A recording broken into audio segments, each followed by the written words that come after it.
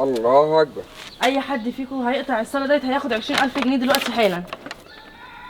سمع الله لمن حمده. سمعك، ركزوا بكلامي. اللي هيقطع الصلاه ويسيبها ويطلع منها هياخد الله 20000 جنيه.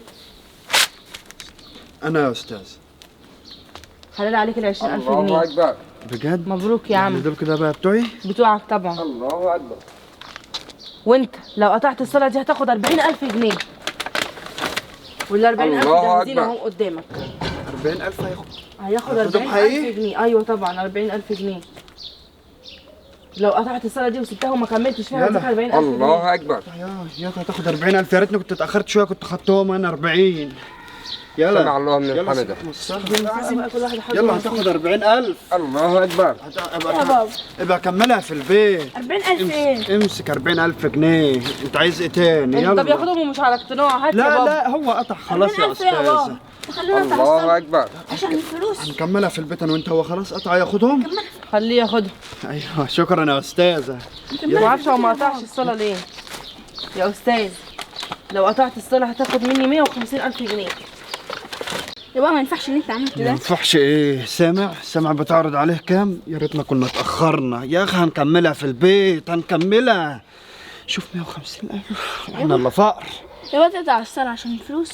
يا ابني اسكت بقى عشان ده انا دمي محروق. بدول 150000. اخرس خلاص. ولا فلوس الدنيا يا بابا. اخرس. طب يا استاذ اقطع الصلاه وكملها في البيت. طب خلاص 200000 بلاش 150. السلام عليكم ورحمه الله بص لمصلحتك وبركاته. وبص لقدام. السلام عليكم ورحمه الله. يا استاذ الشنطه دي كلها معايا فلوس. هو انت ليه ما قطعتش الصلاه؟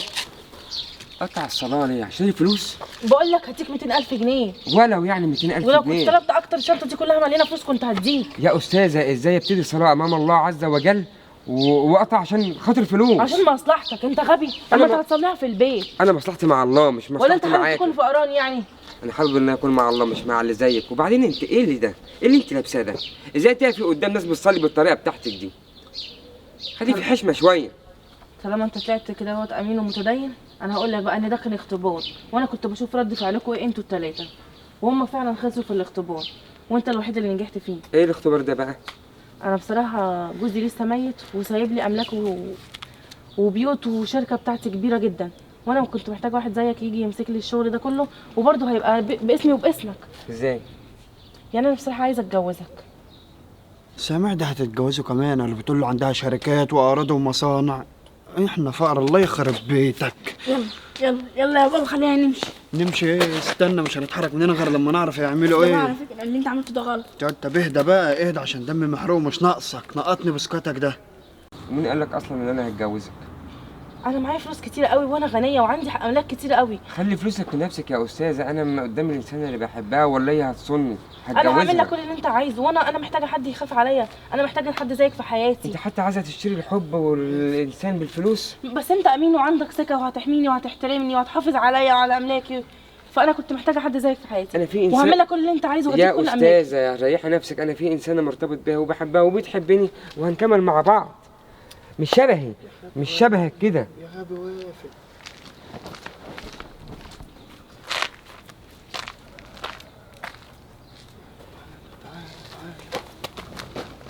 استغفر الله العظيم.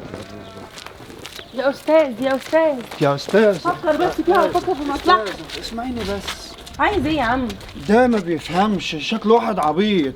عاجبني اللي ما بيفهمش العبيط ده. انا معاكي هحافظ لك على املاكك وشركاتك واللي انت عايزاه كله. كل الصفات هتلاقيها فيا. انت اول واحده تاكل املاكي. انت في منك كتير انما هو مفيش حد زيه ابدا. ان هو يسيب الصلاه ما يرضاش يسيب الصلاه وبسبب الفلوس وانت تسيبها بمجرد بس ما اديتك 20000 جنيه. اهدي بس يا استاذ. انا قلت لك اللي وعايز انت نفرط فيه. قلت لك اللي انت عايزاه كله انا هعمله لك. يا اخي بقول لك ايه ما تضيعش وقت يا اخي. ايه اوعى اللي بقى. انت بتعمله ده؟ ايه يا احمد يا حبيبي؟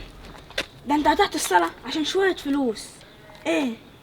ده اللي هتعمل ايه بقى يوم في الاخرة؟ يا ابني انت ما سمعتش بتقول ده معايا فلوس كتير. فلوس ايه؟ فلوس ايه؟ انت الفلوس هتاخدها معاك في الاخرة؟ يا احمد بقول لك ايه بس بقى عشان بقول لك متضايق يا خسارة يا ومخنوق. بابا يا خسارة. امسك فلوسك ايه؟ انت ما بتفهمش وغبي اصلا. يا ريت كنت اقدر اقنعها وانا كنت فضلت وراها لحد ما اقنعتها.